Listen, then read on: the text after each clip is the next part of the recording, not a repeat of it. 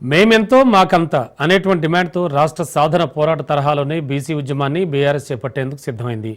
BC రిజర్వేషన్ల సాధనకే BRS పోరుబాటుకు సిద్ధమవుతోంది. స్థానిక సంస్థలతో పాటు విద్యా ఉద్యోగ రంగాల్లో బీసీలకు 42% రిజర్వేషన్లు అమలు చేయాలంటూ డిమాండ్ చేస్తోంది. ఇందులో భాగంగా ఈ నెల 8న కరీంనగర్లోని జ్యోతిరావు పూలే మైదానంలో బీసీ గర్జన బహిరంగ సభను గులాబీ పార్టీ నిర్వహించనుంది. కరీంనగర్ బీఆర్ఎస్కు సెంటిమెంట్ కావడంతో రాష్ట్ర సాధన పోరాట తరహాలోనే బీసీ ఉద్యమాన్ని ముందుకు తీసుకెళ్లి 42% రిజర్వేషన్లు సాధించుకుంటామనంటున్నారు గులాబీ పార్టీ నేతలు.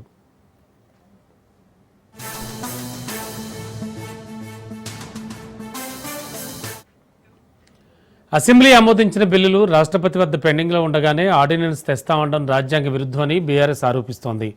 పలుమార్లు ఢిల్లీకి వెళ్లిన సీఎం రేవంత్ రెడ్డి ఏనాడు రాష్ట్రపతి పార్లమెంట్లో ఆమోదించే విధంగా ఒత్తిడి తేలేదని విమర్శిస్తోంది.